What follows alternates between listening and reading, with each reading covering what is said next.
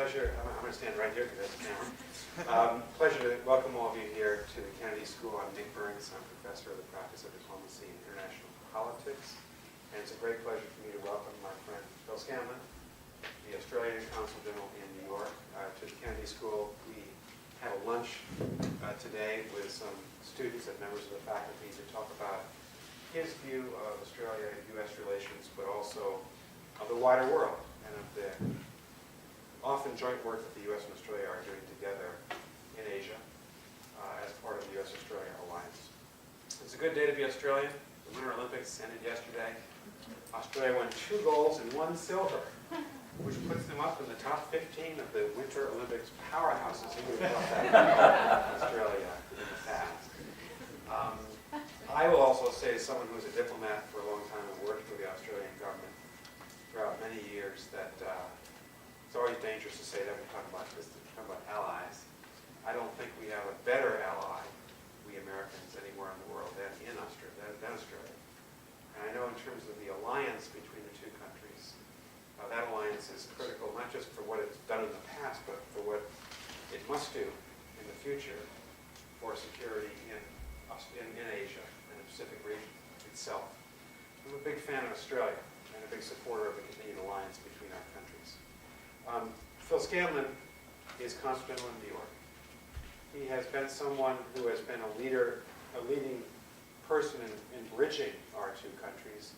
He is the founder and director of the U.S.-Australia Leaders Dialogue. I had the great pleasure of taking part in that, and believe it's one of the probably the most important leadership forum between our two countries. He's been a leader in business. He's been someone who's been very close to governments in a bipartisan way in Australia itself. So he's a perfect representative of his country here in our country, and a real friend of our country, and a graduate of Harvard University as well as Oxford. And so it's a pleasure, Phil, to have you here. He will speak for a couple of minutes to give you some thoughts about an Australian view of the world, and then you'll have a chance to talk to him and answer any, and he'll, I'm sure, be happy to answer any questions that you have. Phil, welcome. Thank you very much, Professor, Ambassador. Ladies and gentlemen, it's a great pleasure for me to be here this afternoon. Can you hear me all right? Good. It's a privilege to be back at my alma mater, and particularly at the Kennedy School. Used to be at the old Tower Centre when I was here in the late 70s. I remember very clearly and with deep gratitude and appreciation Don Price, who was the dean of the school, and then Graham Allison took over in '76. Sam Beer, who passed away, I think, last year. He was terrific on federal-state relations and great on the Civil War. Daniel Patrick Moynihan, who was my professor back in '75, '76. Dick Neustadt, who founded the Institute of Politics. And Miss May, who also passed away recently. So I was the lucky one. And I remember about to go home to Australia after the graduation ceremony. I walked down to the Tower Centre and I had a nice chat with J.K. Galbraith, Daniel Patrick Moynihan, Dick Neustadt. Hey Phil, you're on your way home. And boy, that was a privilege in those days. So thanks very much for having me back there. The school is really well endowed with Professor Nick Burns. I've known Nick for a number of years in his ambassadorial roles, representing the United States with great distinction, a number of different administrations, and I can't think of a better person for the school to engage on programs that you're involved in. Now, Team Australia in the United States is represented in this great country by 3 main roles. Obviously, the Ambassador of the United States in Washington, D.C., Kim Beazley, is the current ambassador. He just presented his credentials to President Obama last week, former Deputy Prime Minister, former Defence Minister, and somebody who used to negotiate. He's only in his early 60s today, but he negotiated with Secretary Schultz and Weinberg back in the Reagan era. So Kim will be a great representative for our country in Washington, DC. Then we've got our ambassador to the UN, and my role as Consul General is the first appointment, diplomatic appointment made by Australia outside the British Empire back in September 1918. So it's a very broad role, and basically it's geared to leadership outreach to people in the United States, particularly in the New York and the northeastern part of the United States, who ordinarily we may not necessarily connect with. So it's about leadership and outreach. President Obama is going to Australia in 3 weeks, and he'll be talking with the Prime Minister and our Cabinet on matters of global recovery, energy efficiency, clean energy and climate change. He'll be talking with us about Afghanistan and non-proliferation, a major conference on which matter will be held in Washington in April. The derivation of Australia and our Constitution is relationship with the United States. Our Constitution states that we will be one indissoluble union. This should fascinate Sam Beer. And of course the reason for our saying that is having learnt from the US Civil War. That's why it was put there. We learnt from your experience. Probably President Ted Roosevelt's dispatch of the Great White Fleet, so named because of the colour of the ships, the colour in which they were painted, back in 1908, to demonstrate to the Japanese and the Russians and the British that the Pacific wasn't a pond that belonged just to them, but he had to take the fleet across from the Atlantic and put it in the Pacific. And when he did that, he accepted an invitation from our Prime Minister at the time to send this fleet down as far as Australia, and we had 2 Royal Australian Navy vessels in warships in New York last year, the first time ever. And I was fortunate enough to invite Ted Roosevelt IV and the great-grandson of our Prime Minister at the time, Alfred Deakin, Tom Harley, and they both presided over a pretty emotional occasion. It was quite an occasion. Of course, the Pacific War, my father and a lot of my fellow Australians were involved in the Pacific War before the US, and they would come through Canada, in his case with the Air Force on his way to the Middle East for training. They would go down to New York to be billeted, and then off they'd go again to war. And of course it was during that period of time that the Prime Minister of Australia, John Curtin, sent a letter to Franklin Roosevelt, President Franklin Roosevelt, that really set in train the process of what is now a formal alliance that was signed at the Presidio in San Francisco back in 1951. We have these annual, just very quickly, just to give you a bit of background, we have these annual meetings between defence and state, which are formal, and we have trade. We have a free trade agreement with the United States. I was actually, as a citizen, I'm a 11-month-old public official. My background's in enterprise, NGO, entrepreneurship and education. So I'm actually an 11-month-old public official, so I'm a diplomat, as they say technically. But I was very much involved in the debate about the free trade agreement, which came into effect January 1, 2005. We were told you couldn't do it by our friends in Washington, DC, particularly our American friends in Washington, DC. I'm not looking at you, Nick, I'm just sort of just having a conversation. But we got a vote in the US Senate of 80 yes, 15 no. And Senator Kerry of Massachusetts voted for it. He said, well, I don't normally do this, but I will for Australia. So it was quite a coup for us. And what it wasn't just about the econometric modelling arguments of zero-sum game arguments, in my opinion. It was really an act of strategic engagement. You needed to be in the game. The United States at the time was engaged in negotiations with a number of countries in our Asia-Pacific region to establish free trade agreements, bilateral agreements. You can have a view about multilateral or bilateral, but these were taking place and we needed to stay in the game. And we were successful in doing that.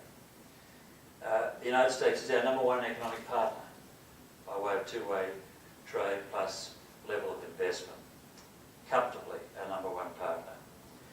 And just as a matter of cooperation that's going on in relation to the recovery from the global financial crisis. We're not there yet. We would like to see some light at the end of the tunnel. It's an interesting fact, ladies and gentlemen, that among the top 33 economies on Earth, the only economy to grow in 2009 was Australia's. And that has to do with a number of factors in terms of the cumulative benefits of regulation reform by successive governments, Labor and coalition governments. Those of you who may not know Australia that well, we have a two-party political system, and we have a coalition which is a Liberal National Party coalition, which is more on the sort of conservative side of the political fence, and you've got the Labor Party on more of the centre-left side of politics. But both sides of politics can validly claim to have been responsible for this rather extraordinary transformation in a country which is one of the oldest democracies in the world, and yet a very young nation. Now, I would assert this, that in my lifetime we have become a country where we have a compact amongst our citizens. And the compact is that Australia, like the United States, has a sense of aspiration about our nation, a model, inclusive, pluralistic society underwritten by the rule of law, in which every citizen is first class, as an aspiration. Every citizen is first class. That has not always been the case in the sense of having a social compact or compact amongst ourselves. It is an aspirational view. We have over 400 languages spoken in Australia. The #2 language in our country is Mandarin. I think our destiny, my view, I posit to you that our destiny in the 21st century is one that is strong, based upon our economic performance. Secure, based upon our posture and defence and our commitments in defence. If you use the word smart, it really connotes an investment in our human capital formation, in our people. We'll come back to that on the biggest infrastructure investment in our history, namely a national broadband network. Happy to talk about that. Creative, compassionate, reconciling any principles of economic efficiency with social responsibility. So I think that is a point of differentiation in enterprise culture in our markets, for example, say, than Wall Street here in the USA. Not necessarily saying that Wall Street represents USA, but the Wall Street culture is quite differentiated from our enterprise culture back home. And competitive innovation. So our data-intensive research campuses across Australia are hooked up by an OptiPortal Global Collaboratory. What's that? It's a 10 gig to be 100 gig pipeline, fibre optic pipeline, owned by the universities themselves. Forget the telcos, they're irrelevant. Bypass the telcos. They own them, the universities. Hook it up and get it connected to CalIT2 and UCSD, which is where the OptiPortal, so instead of a computer, you've got an OptiPuter, where you can data compress all sorts of, from all sorts of sources, and you become part of a family of global innovation centres that are domiciled in CalIT2 and operate around the Asia Pacific region. We can come back to that too. These are things that I've been involved in through the NGO, and the director of CalIT2, Larry Smarr, is the guy that built and launched the World Wide Web. If you want to know who Mission Control is behind Steve Jobs, Google, Dee Steelberg, all those guys, it's Larry Smarr. So you go to him, that's Mission Control. So what we've done is go to Mission Control and got him connected with our data-intensive research campuses. So this innovation piece is going to be very important in our country. It's a great opportunity for our best in research and the sciences to contribute to the development of 15-20% of global IP by cooperation and collaboration, rather than simply contributing 2% as a country through this connectivity platform. there's been a strategic shift in our country the last 25 years. 25 years ago, you could say that we were part of a strategic backwater of Southeast Asia. Well, we're not any longer. We're at the southern anchor of the engine room of the global economy in the Asian Pacific. And that is a big strategic shift that I can point to in my lifetime since I was a student here. So the Asia Pacific century, just leave some thoughts. I would like to just throw some thoughts out to you. I think the centre of gravity, we think the centre of gravity in the 21st century will be to the Asia Pacific. This is a mid-century perspective. We'll come to the end of the century perspective just to open up discussion in a few minutes. So the rise of China is certainly one, but it's not the only defining element of Asia's growing influence. India has significant ambitions, has a long-term commitment to realise them, and should not be underestimated, nor should the ASEAN countries combined. I'm very happy to talk to you about or engage in conversation about our bilateral relations with China and India, if that's of interest to you. The great individual potential of Indonesia and the enduring economic strengths of Japan and South Korea are major considerations. We would be very unwise to take our eye off the ball of Japan. We would be very unwise not to treat very seriously and with the utmost respect all the major players in the Asia-Pacific region, which has the world's 5 largest militaries, the U.S, Russia, China, India, and North Korea. So I think that we're very, very alert to these issues, and we would be very unwise to take our eye off any of these balls. G20, certainly after the last comment, the point that's got to be made is that the stabiliser in the Asia-Pacific region really has to continue to be the United States, the US engagement in the Asia-Pacific region. And a lot of questions are asked about US engagement in the Asia-Pacific. But some of the potent realities are as follows.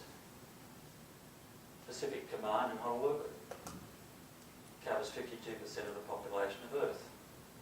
That's right up to India. Central Command, which we hear a lot about, starts in Pakistan, on the other side. So Pacific Command covers all the way up to India, 52% of the population of Earth. Think about this. More hard power reports into the head of Pacific Command than to any other human being on Earth. So is the United States, and 20% of what Pacific Command really contributes is hard power, and 80% is soft.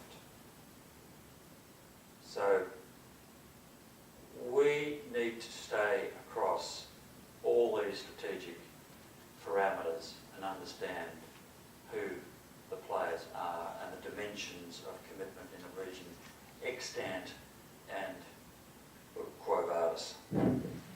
Now the G20, the G7 had what, 3 economies from the Asia Pacific in it. The G20 has 10, including Australia. Our contribution to the G20 and global governance is quite substantial. Our people are chairing committees that are looking at the financial governance, the prudential framework, financial markets, financial regulation globally. And we will see to what extent the G20 becomes the vehicle for planet Earth to come together and resolve issues. At the moment, it would appear to have the possibility of evolving into something of that nature. Climate change is a big issue for all of us, and not least the Government of Australia. There is an ongoing debate and consideration about these all very significant issues, and it's probably the fact that the polarisation and a lot of the emotive aspects of the conversation to more of the table in the centre, both a willingness and a capacity for people to talk to one another about these issues so we get some actual solutions and some decisions made. Time will tell. With Japan, Australia has a very close relationship like the US does. We're whales apart, as you know, on the whaling issue, but apart from that, we have a very close relationship.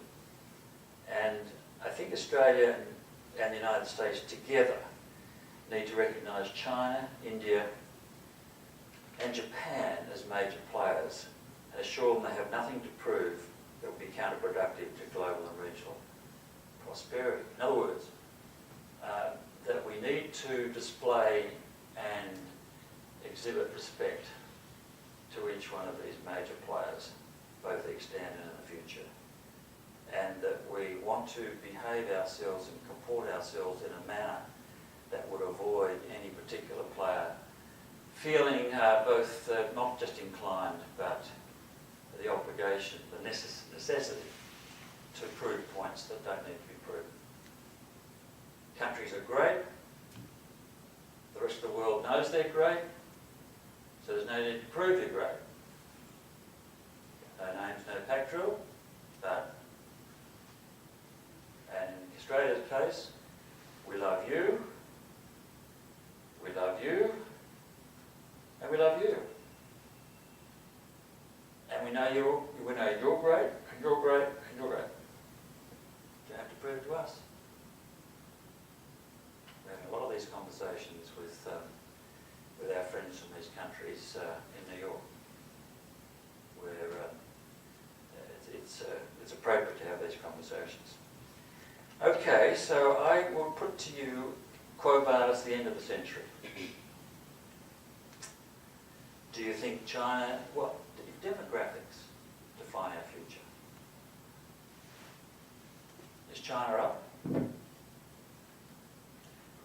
now we're 2010 and we can look out to 2070. And there's a job to be done, but move beyond that to 2100. Is China up? Is Japan up? Is India up? Yep. Korea up, subject to? Yep. Indonesia up? Yep. ASEAN up? Yep. Australia up? Yes. USA up? Definitely. Demographics tell us that even by 2050, the population of the United States is going to be between 440 and 500 million, quite a dynamic composition as well. So if we look at the net reproduction rates and the immigration rates, and if we want to talk about where things are headed, and if we want to think, if we are collectively thinking very long term, then it behoves us not to jump to too premature conclusions. I think it's important, we think it's important to look at the immediate future, the next 10, 15 years, through 2050 to 2100. And the scenarios are going to be quite different, we think. So they're just some thoughts. Can open discussion. Thank you very much. Let me ask if you wanted to ask a question or give Consul your point of view, just let him know who you are. That would be helpful. I have a couple of questions, but I want to defer to students first. Yes. Thank you. My name is Molly Byrne, and I'm a second-year Master in Public Policy student here. My question is, I don't know much about the relationship between Australia and Africa, but do you envision there to be a stronger relationship in the future? Really good question.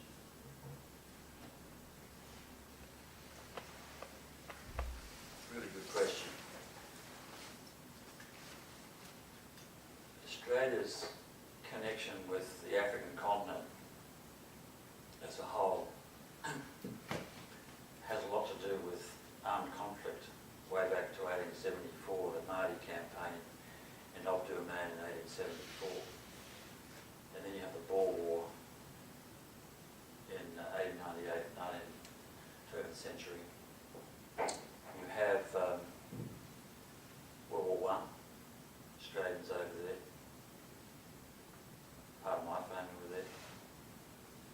II, Libyan Desert, and so forth. That's that.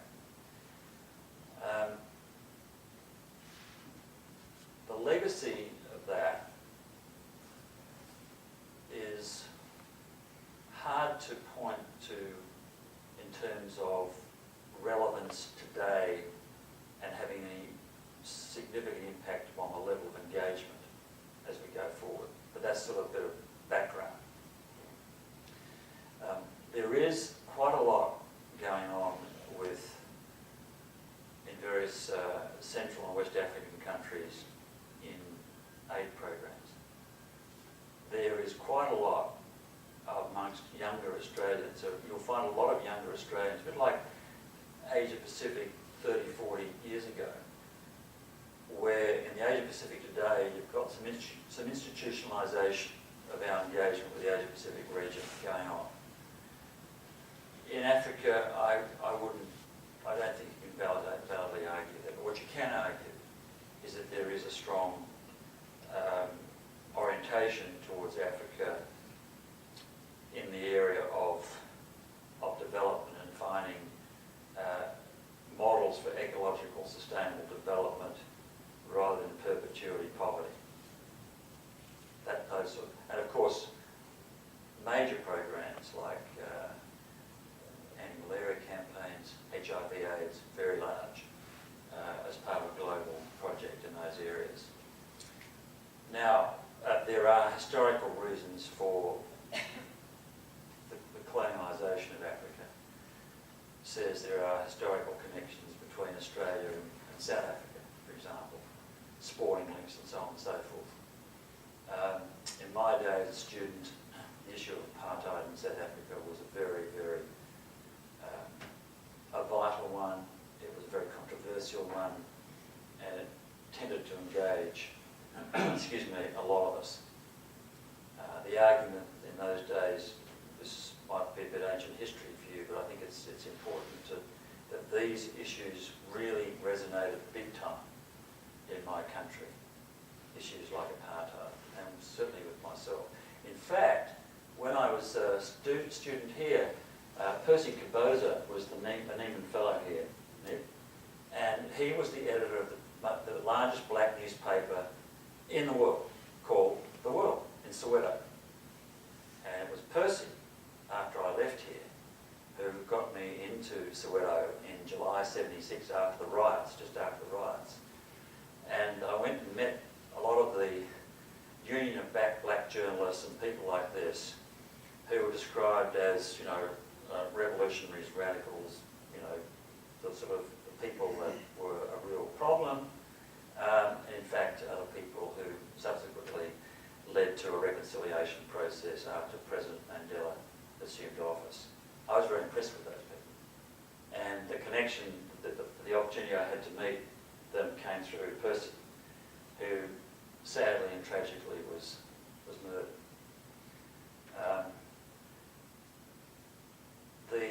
Those issues really did resonate.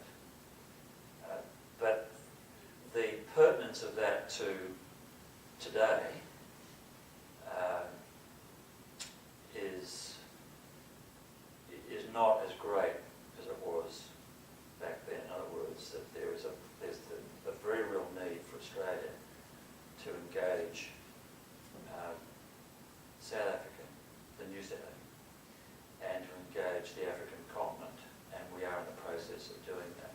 There's quite a lot of resource commitment going into those aid programs. I don't know whether that is a satisfactory answer from your point of view, but it does. I'm trying to provide some context. Thanks, Molly.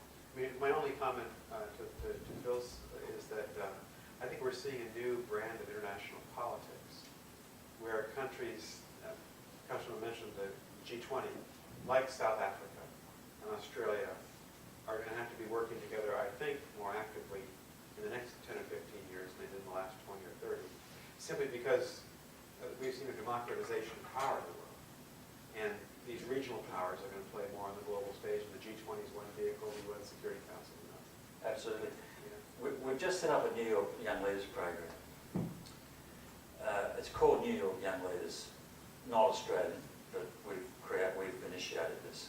We've already got 20 nationalities, and we've split the streams up from 20 through 26, and 27 to 34. It's a little bit arbitrary, but what I've done is go and ask the CGs of other countries and the ambassadors and said, look, who are the top young women and men? I want 50-50, women, men, okay? Can you nominate the top 2 from your country that can participate? Really interesting has been the number of people on the one hand who are Wall Street, out of different countries, and on the other hand, I work on 8 projects in Africa, different nationalities, just fabulous young people. And what an education it is to witness them communicating with one another in a non-judgmental way. And in fact, already as a result of that this is a program that's continuing to grow. Because it's the reaction of, the agenda is established by the young people themselves. So, what's the agenda? I said, I don't know. This belongs to the young leaders themselves. They'll decide what the agenda is. And we should listen to them. Hello. Those of us in leadership roles, listen to what the young leaders have got to say. Boy, are they impressive. Young people. And they're out there doing wonderful things. And it was fascinating to hear, without baggage, without the prejudice, without all that stuff, like, excuse me, but leave it outside the door, leave your egos outside the door. And you've got these young people on Wall Street having this conversation with these young, particularly women, in these very, some dicey places they're working in. Not judgmental at all. And these people from Wall Street are actually now helping these young women in their projects. It's really interesting. And you're talking about this, this diplomacy bit, this new diplomacy, and I think that there's a lot of examples of how young people can just take charge and do all sorts of things. Now, our job, my job, while I'm in this role, is to ensure that young Australians get dealt into this game. There'd be another example. The young princes and princesses of China coming in, Peking University, Tsinghua University and so forth, and they go to Columbia University. And I said, well, we've had some dealings with Columbia University. I said, we better send them down to see me. Who else do they go and see? Well, they don't go and see anywhere else. The US. I said, yes, well, they're going to come and see me. Right? So on they come. And we've had several of these conversations, 20 of them, each time, 20 or 25. And they sit, we sit have a conversation. And they are now becoming part of this program as well. That was your point about new diplomacy. I think there's a tremendous opportunity there. David. So I'm Moderator from the Kennedy School. I wanted to ask maybe a tangent on that. You spoke about, I guess, projecting a view of Australia that you sort of just talk about as strong, secure, and innovative, etc. Yep. And I guess spending some time in the States talking to, in a sense, perhaps a group of more ordinary, everyday people, admittedly, here at the school, the view of Australia is a bit different from that. And while it's largely positive, it's all about snakes and spiders and kangaroos and the crocodile. But hopeful and young and fresh as well. And I was wondering, do you see a problem between those two different views at maybe a sophisticated and popular level? Or do we need to bring them into line? Or is that just sort of like warm glow enough to kind of help the country? So the question is the branding of Australia in the United States. Certainly in the United States, it's overwhelmingly positive, but it's not the sophisticated brand that you would describe, at least amongst the sort of mass of people. I don't know if that's a problem or not. Do you see that as well? Yeah, look, I think, let's chill out. Australians, I used to worry about that. I did, when I was here. Australia, well, I was, I think, the second person that came to the Kennedy School in Australia. I think the first one was Peter Lenski, who was, a great guy, Peter. And he came through before I did.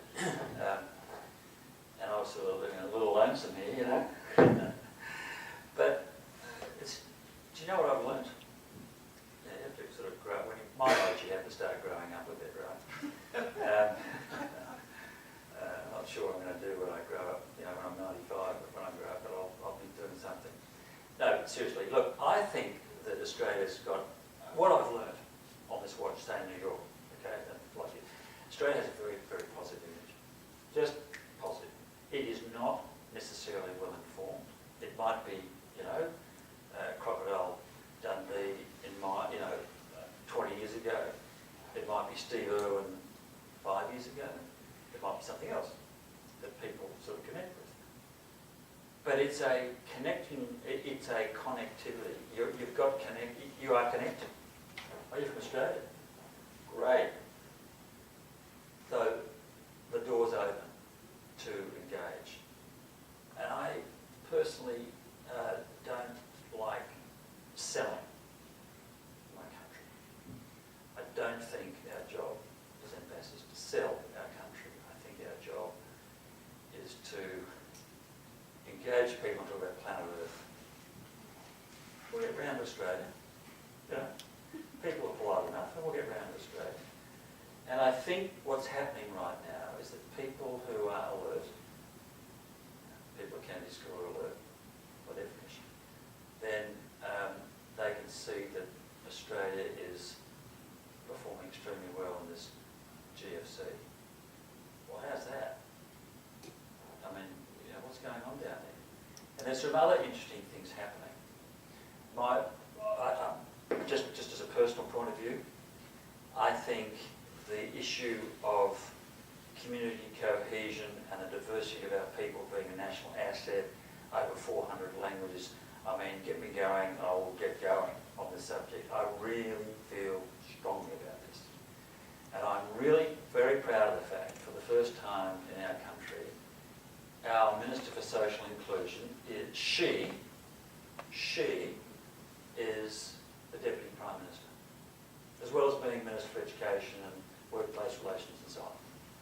I really feel that it's something that to be proud of. I think it's something that we should move forward on. And I also think the apology was important. I think the reconciliation with our Indigenous people is something that just about any person from another country with whom an Australian comes in contact, that resonates with them, that there are issues in Australia with the Indigenous population, people who are in any way sort of connected with us. And it is. It's a big issue.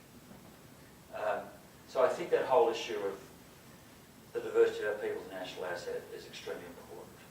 And we subscribe to that. That's who we are. We're not the old, what, that my generation fought extremely hard to get rid of. There was a pox on the body of Australia. That was. Okay, so we've got rid of it. Okay. Then there's that piece. Then there's the piece of the innovative piece, which I think it's just people engage. So here's an opportunity. If whatever your vertical of chosen endeavour is, you can play in the Olympics. You can get, you can be in the Olympics if you're good enough in Australia. Distance is not around here any longer. And the other aspect of this is really interesting is the fact that for the first time in our history, notwithstanding the rhetoric that we've been important in this respect, but actually we are now for the first time, is that we are a globally relevant resource and energy player. We are. And if you're looking at it sort of rationally as a global investor, so energy and climate change, those issues have to be. We're right in there. We have to be right in there, fully engaged on those issues. And the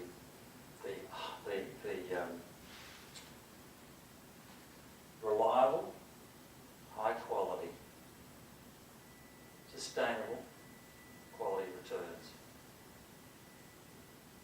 energy player in the Asia Pacific region is Australia.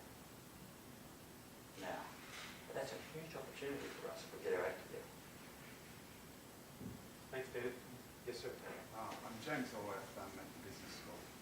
You mentioned the free trade agreement with the US. I was hoping to ask a question around that and get a little bit of a deeper view from you on it. After it was signed, the trade imbalance between the two countries has grown. There are a number of concessions made to the US, specifically around intellectual property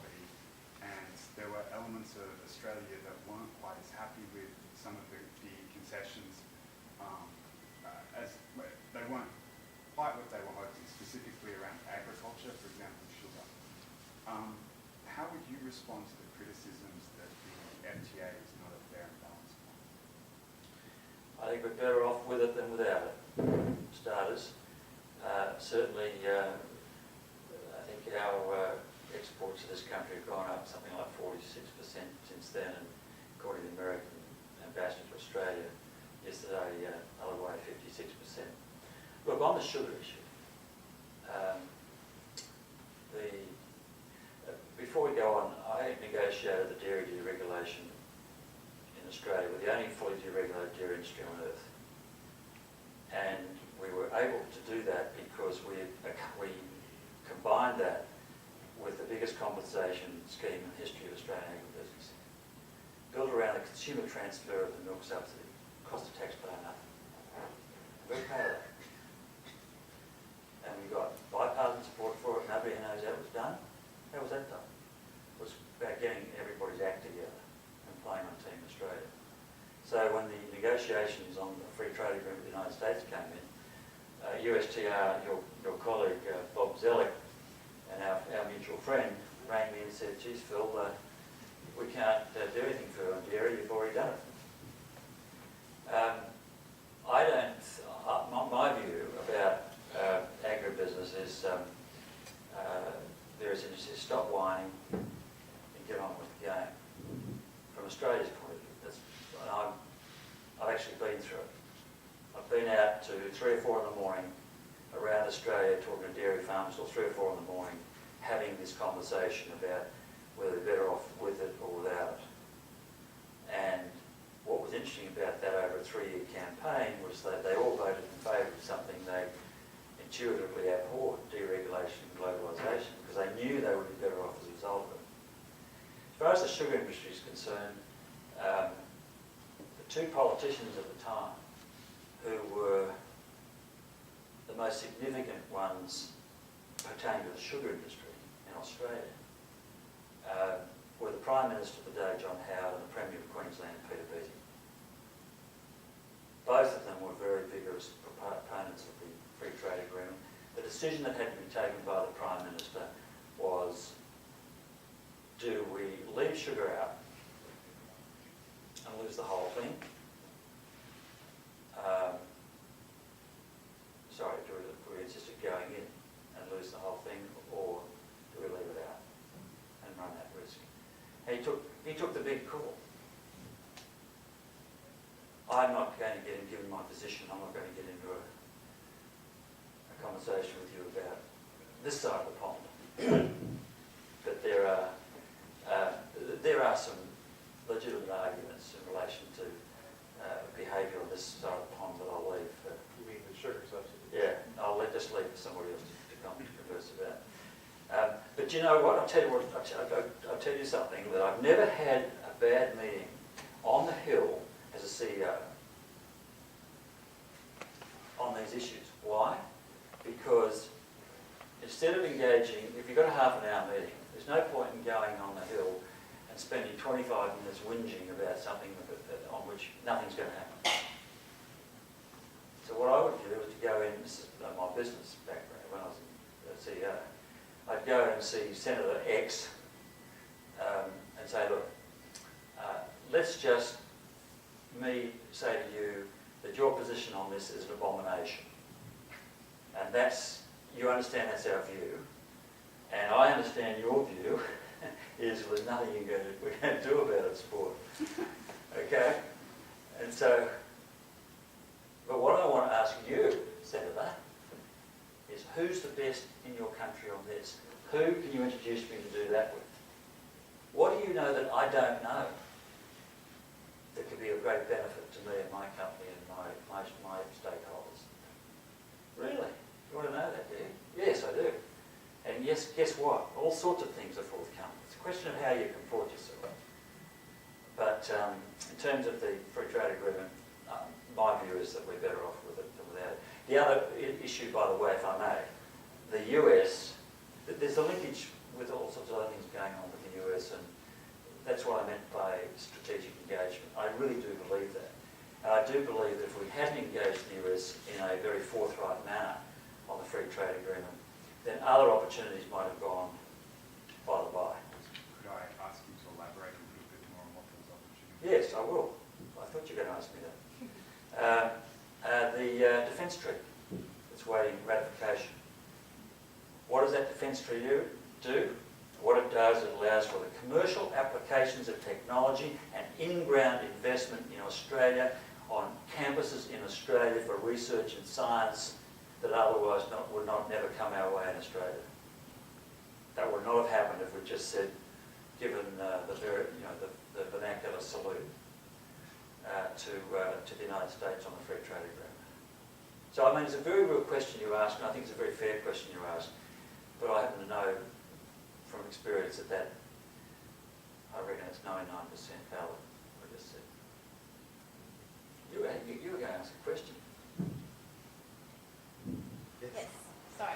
My name's Caroline Blancham. I'm an MPB student here at the Kennedy School. Just a very quick comment on David's thoughts about the very positive but sometimes misinformed image of Australia. I think a survey came out not that long ago saying that Melbourne is the #1 city where people would like to live but can't locate on a map. That's by the by. My question was actually about leadership. So, Where are you from? Where are you from? I'm from Sydney. Go. So my question is about leadership. Both Australia and the US have relatively new leadership, and a lot has been written in the press about how they have a very different relationship to the previous two administrations. Not negatively different, but qualitatively very different. And I'm just interested in your reflections on how that does or maybe doesn't have real implications for how Australia-US policy and ties move forward. I mean, is there a trickle-down effect into the diplomatic world and into the reality of trade agreements and other things? Or is it really something that stays at leadership level? That's a really good question. First of all, I'm from Sydney originally. I live in Melbourne the last 14 years, and I lived in Adelaide for 5. So they're all great. People say, what's better? And I say, when I'm in Sydney, it's Sydney. When I'm in Melbourne, Melbourne. When I'm in Timbuktu, it's Timbuktu, right? Where else would you rather be than alive? Okay, so moving on. A very good question. I think that every once in a while, a government comes along in Australia and they've got a relationship with the United States, and they say, the relationship between our two countries has never ever been better than it is today. It's never ever been better than it is today. Our relations with the United States have been pretty well attended to for 50 years. If you read Dean Acheson's President of Creation, which I reckon is a really interesting read, he talks about Australian Prime Minister Bob Menzies, Sir Robert Menzies, our longest serving Prime Minister from 2 stints. He took the declaration of World War II against Germany, that was, 39 to 41, and then 49 to 66, I think it was. And Menzies would come in the 50s. What Acheson said was, Menzies would come into Washington DC on his way somewhere. No fanfare, no anything. He'd walk out with a, $250 million, $300 million loan and be gone. And everybody else would be coming in and rabbiting on and with their megaphones and walk away with nothing. So what Dean Acheson, it's about, I think, page 183, I guess. Dean Acheson says, Bob Menzies knew our national capital better than we did ourselves. Exaggeration. So I think that Australia has been well served by successive governments over the years. I think that the professional diplomats, I think, have done a good job. We didn't have an embassy in Washington DC until World War II. So this job that I'm doing, it was created in 1918. So in other words, the diplomatic sort of representation was done through the British embassy, as you're aware, till World War II. We've got our own embassy up and away. Look, I think under John Howard and President George W. Bush, there was a very close relationship. And I was in Washington on 9/11 when our Prime Minister at the time was there. And I saw the impact that had on him. It was real.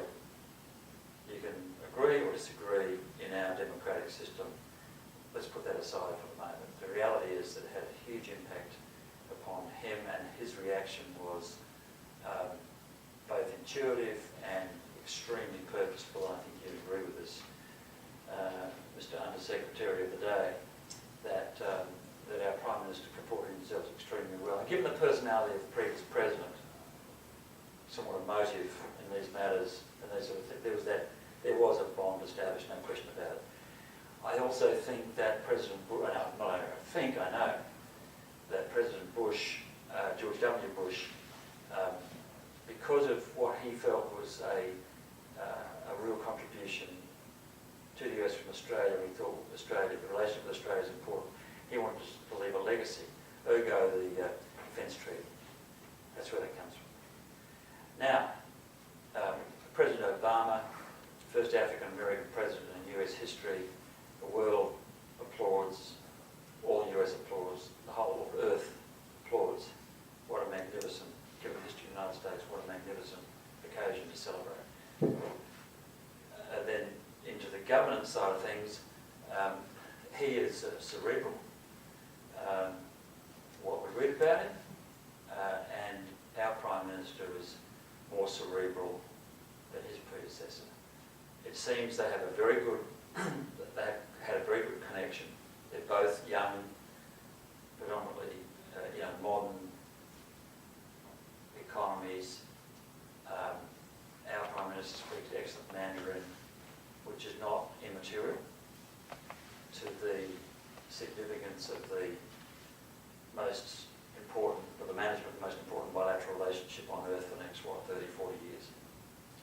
So it changes, but I also think that there are a lot of opportunities in terms of innovation, and I think there's a lot more commercial application, science. I'd like to see science, innovation, universities, those sorts of things in a more purposeful direction, and they are happening.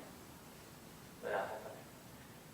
On the National Broadband Network, the advisor to the President is taking note of what the decisions that we've taken in Australia to build a national, for those who don't know, national fibre to the home, to the premise connection to pretty much to nearly all premises in the country, and that is on the basis of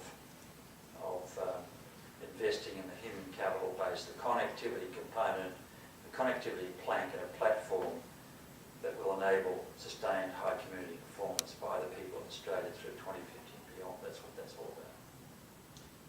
Can I give you maybe an American answer to that question? Because you can't ask a serving diplomat in our country to analyze our own politics. So he gave you appropriately the Australian view. I guess a short American answer would be, and I'm someone who very much supports President Obama and what he's been doing in foreign policy. I think the fact that he has been so focused by necessity on the global economic crisis and on the two wars, in Iraq and Afghanistan, a number of traditional partners and allies in the United States might not have received as much attention in the last 13, 14 months as they did in the several years preceding that.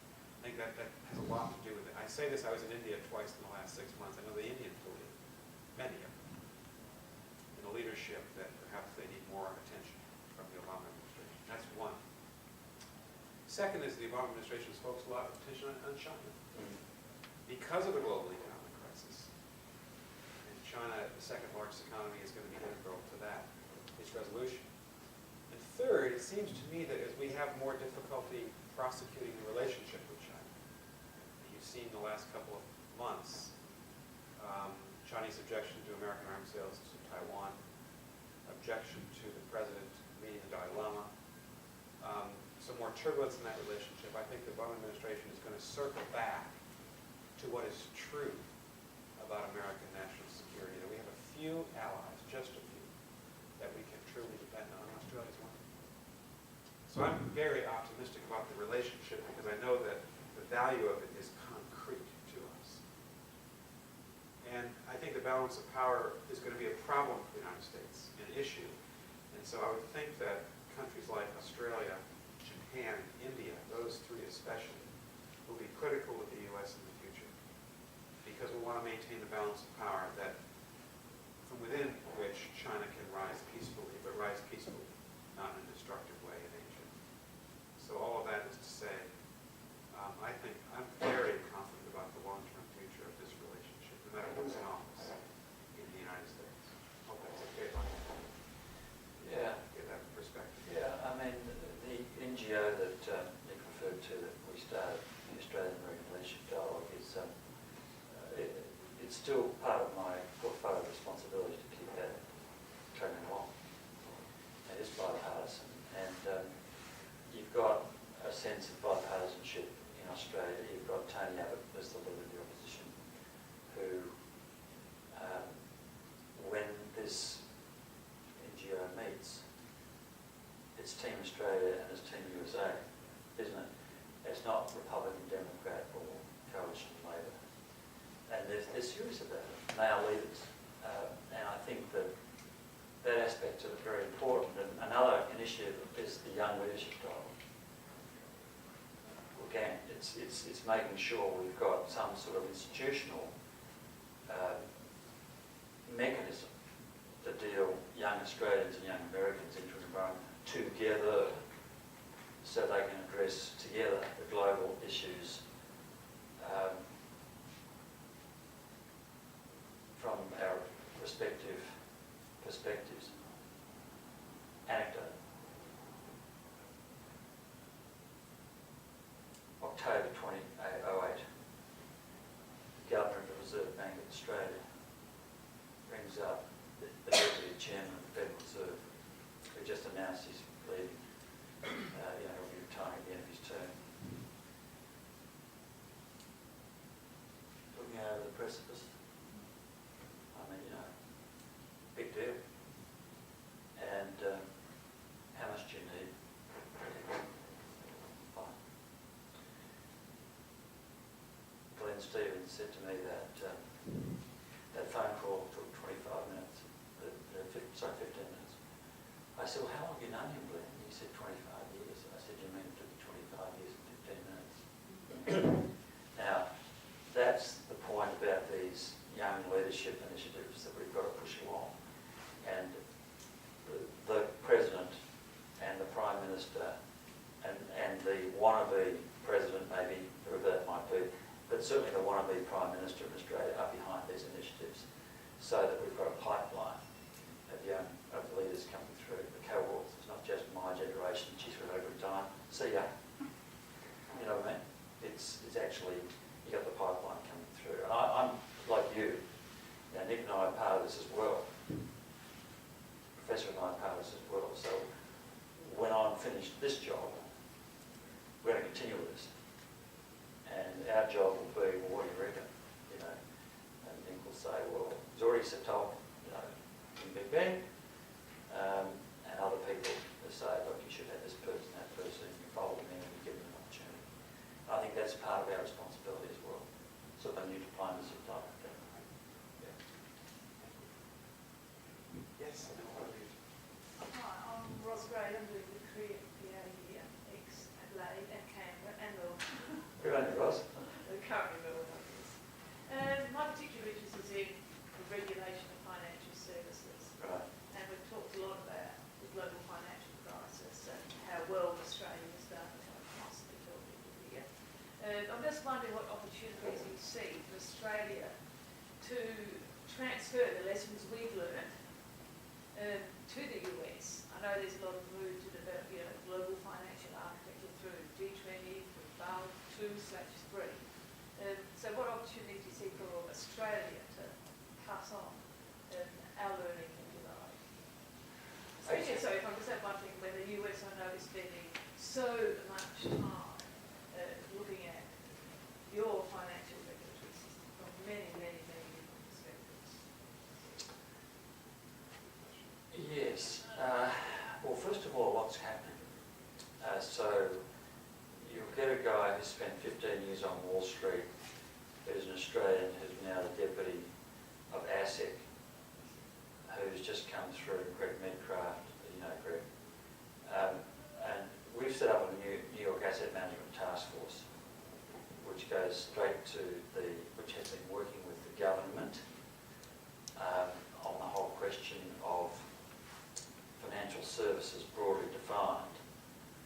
issue of financial regulation per se, it is true that Australia is playing a significant role in the G20, largely due to the patronage of the United States and the UK. We don't just sort of walk up and say, hey, hey, hey. Our comportment needs to be, in my view, this is again my view, is that we're a country of understated competence. And I think that's the right position. We're not here to teach anybody to suck any eggs. We're not in that game. We're not smarter than anybody else. But we've actually learned the lessons from observing what other people, this is your point, you know, how we got through the GFC so far, but not without assistance from the Federal Reserve. You know, it's very important that Australians don't think that we're an autarky. Who's kidding who? Hang on. Now we've done well, but excuse me, we've done well in terms of collaborating with others because we took a very sensible decision back in 83 to join the global grid, deregulate the financial markets, the currency, the whole thing, and be part of planet Earth. Right? That's the key decision, strategic intent of Australia back in 1983 that's led to a whole raft of benefits that's led to us to be able to perform. So far, so good. And our people are participating in all the relevant G20 committees, and we are chairing designated committees and playing our role. We have very good relationships with the New York Federal Reserve. We do. Everybody's listening to everybody, and nobody's got the answers, and nobody's smarty pants. But we've all got something to contribute. Well, how did you do this? I have to say to you that in my experience over the last 17, 18 years of this NGO experience of dealing with American leaders like Nick and others of the highest possible quality, they tend to say, what do you think? And do you know what? I'll tell you, there's a 4-letter word that they've used, spelled H-E-L-P. And they've used that a lot in off-the-record sessions. They say, look, we've got these responsibilities. We are, back in some years ago, we're the only superpower on Earth. We happen to be, at the moment, not our choice, that's where the situation we're in. We need help. We don't have all the answers. So I have to say to you, in all honesty, I find that the US is open-minded, very generous towards us, and they are very accommodating to and welcoming of suggestions that come from Australia. They really are. My name is Kim Edwards. I'm from the Kennedy School as well. I was hoping you could speak a bit more about what you see as the current and potential role of Australia in mediating this relationship between the US and China. I guess both in terms of our motivations in doing so and also in terms of the actual real leverage we have over both of those countries. Well, of course, every family on Earth is dependent upon its prosperity to some measurable degree on a well-managed and mature bilateral relationship between the United States and China. And Australians know that. I think Australians pretty much get that. We've got a very strong relationship with China economically. It's not our number one economic relationship. Our number one economic relationship in total is with the United States.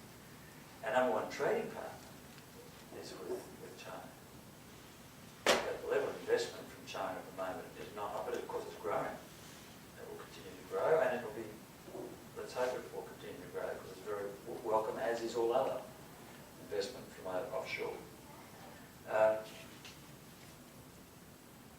I don't think we see ourselves as a mediator. I don't think it's possible for us to be a mediator. I think we've got to keep ourselves, I think proportionality is important. Like, know our own selves and be comfortable in our own selves and understand where we really do fit. Which is not to say we can't do anything, but it's to say that it's often said by people in various parts of the world that certain other parts of the world know a lot more about China than this part of the world. I don't buy it. The level of engagement between the United States and China is far deeper, has many more layers in that onion than what other countries do. It's unwise to underestimate what's going on at a substantive level and a very sober level between leadership circles on whole sorts of layers between the US and China. And I don't think Australia, certainly the Prime Minister doesn't make that mistake. Certainly the Prime Minister does not miscalculate that at all. He understands completely. The issue where we can be of some assistance is to bring perspective on issues that are of designated mutual interest. And we're often asked by the US, well, what's your view about this and what's your view about that? And we express ourselves accordingly. We do operate differently from the US. We're different people. We've got similarities and we've got our differences like we have with everybody. From our point of view, everything that we do is to engage. We do not apologise for our relationship with the United States. We're proud of it. It's not perfect. It's good. It can get better. And let's work on making it better. We love everybody. We don't apologise for our relationship with China.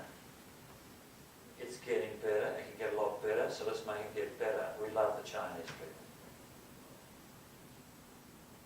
Same thing with Indonesia. Same thing with Japan. Same thing with India. I'm not kidding. I'm not kidding. I'm being absolutely serious about this.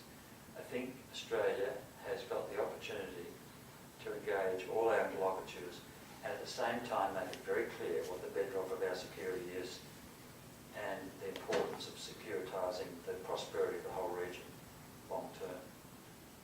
I think the issue that we've got to make sure does not happen is misunderstandings.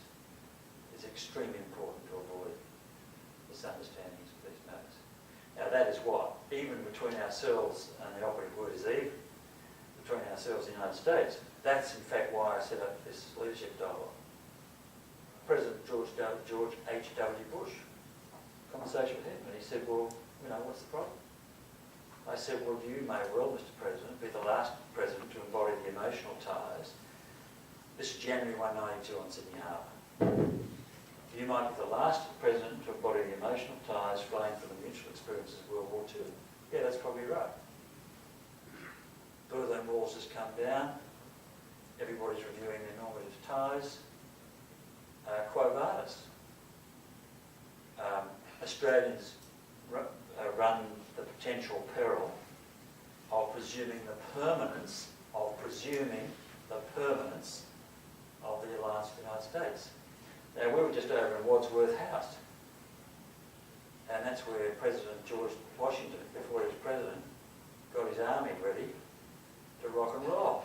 Now, what did President Washington say in his farewell address?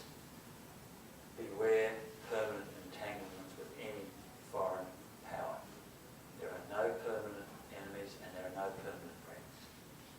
I've never forgotten that in the bowels of the Widener Library on this campus, going through all that and studying it 35 years ago. Never forgotten it. And that was the basis for this conversation with the President. And I said the second thing is that I think the United States takes Australia for granted. General Scowcroft was sitting there, Brent Scowcroft, at the table, what do you think, Brent? And General Scowcroft said, well, I've served 2 presidents as National Security Council Advisor, sir. It was President Ford and you. Australia is one of our closest allies.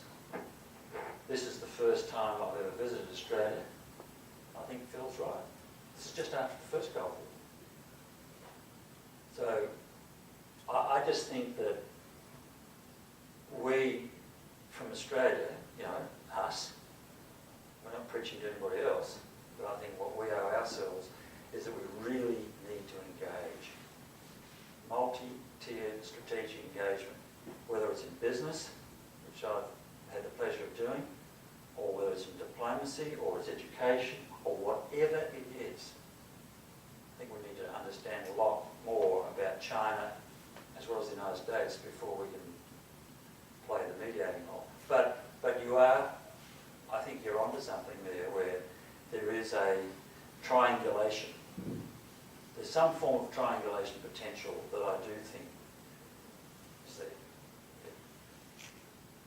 Can I just say I agree with it? I agree with the thrust of your question. I think there's, from an American perspective, there's maybe two things that Australia brings to this equation. One is the fact that you have so much expertise within your current government, in the Prime Minister, but also in others, on Australia. It makes a difference to a country like ours. And then second, closely followed by the fact that an alliance means something.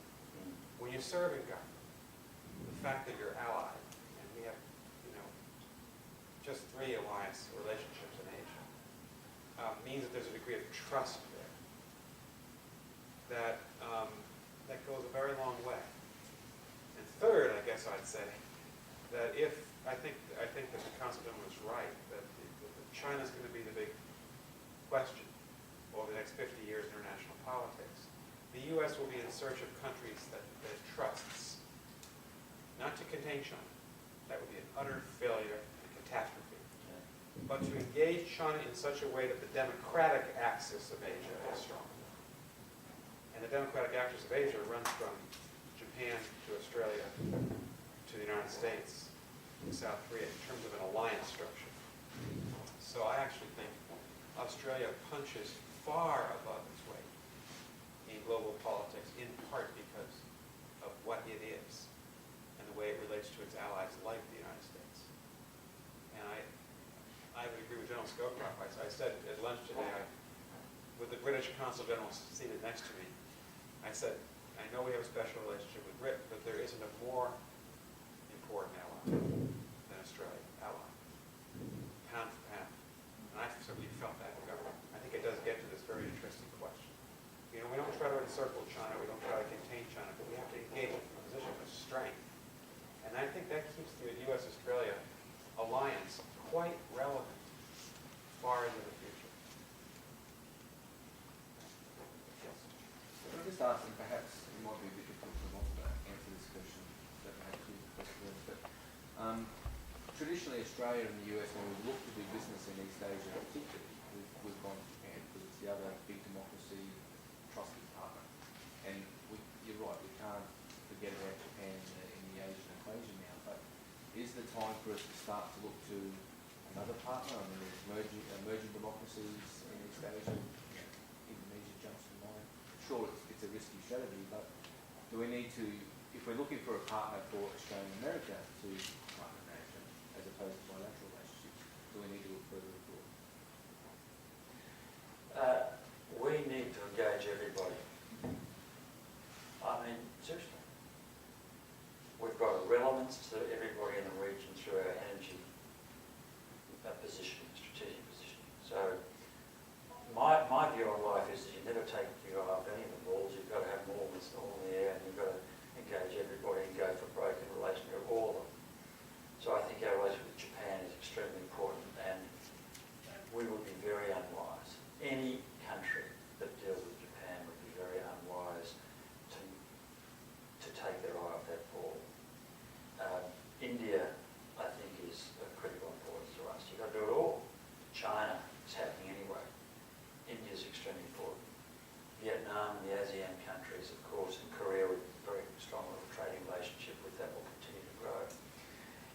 thing, by the way, very quickly, is the FTTP, fibre to the premise connections. 78% of those are already in the Asia Pacific region. 78% of the globe's FTTP are already in the Asia Pacific region. We got very little at the moment, but we're going to have about 12 million. It's going to be 145 in Asia. So that alone is going to enable us to connect with these communities. And there's another country that you mentioned which is absolutely critically important, which is Indonesia. And I think that, we have a policy of engaging Indonesia on a wide front. And while the bilateral relationship between China and the United States in particular, but not exclusively, is critical to planet Earth's future for the next 40, 50 years, it's also important to underwrite the premise of what I said earlier about our strategic positioning. The prosperity of Southeast Asia and our immediate neighbourhood by very effective and constructive engagement between Australia and Indonesia. Really important.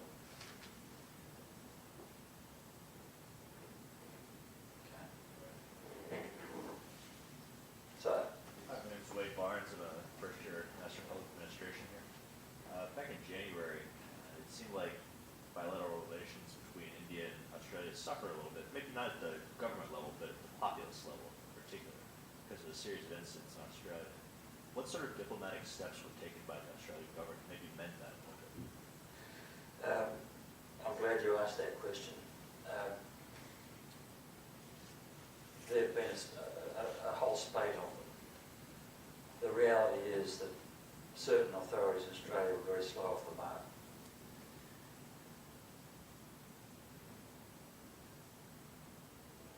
And it's been very damaging to our country.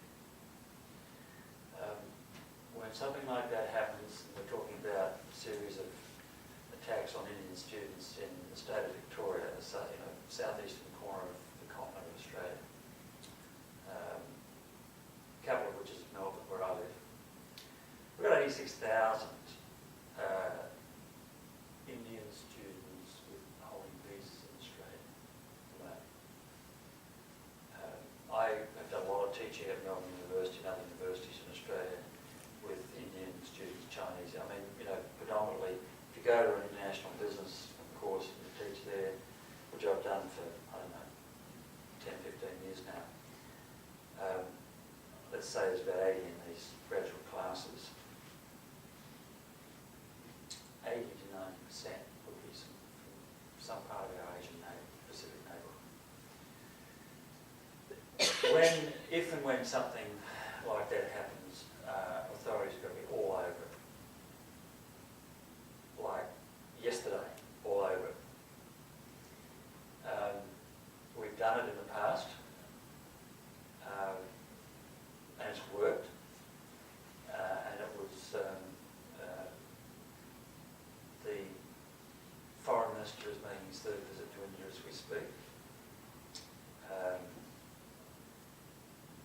And I probably had better cool my jets and not say too much more on this now, except to say that there's a very deep concern amongst the political class and the leadership class in our country. Every diplomatic representative around the globe has made it abundantly clear that this is abhorrent, will not be tolerated, full force of the law will be brought upon the perpetrators of these acts of you know what. And this goes directly counter. It's totally antithetical to this aspirational view of our country. Totally. So you can see from a personal point of view, I sort of get a bit animated about this, and I'm in a diplomatic role for my country, so I'll just leave my comments at that. There are some other initiatives that I hope we'll see unfold, which will provide us with more tools of the trade around the globe.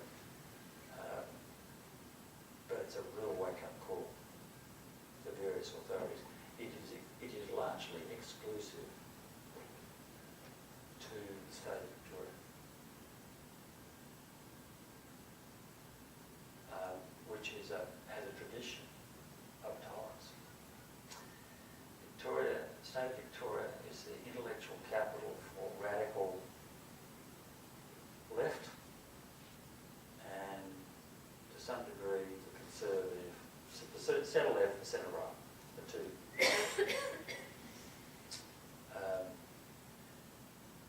There have been some other parts of the country, but in the past, this is the last place you'd expect something like that to happen.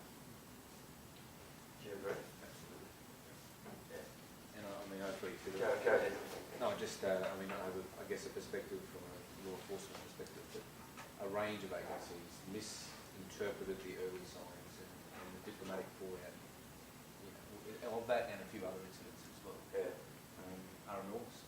And will go a long way towards destroying a relationship. Well, not destroying, it's different. Will go a long way towards destabilising a relationship that I think we've built up over the last 20, 30 years for good reason. So it's all stopped there. You know, Team Australia, front foot, get your act together, clean up and get moving. Thank you. I wanted to ask if you wanted to have any concluding comments. Look, I think Australia really does have an aspirational view of itself. I do believe that we are a very harmonious and tolerant society. I think that's important to register. I think that you'll see the Australian economy continue to grow and make a more relevant, play a more relevant part globally on the energy and resource front.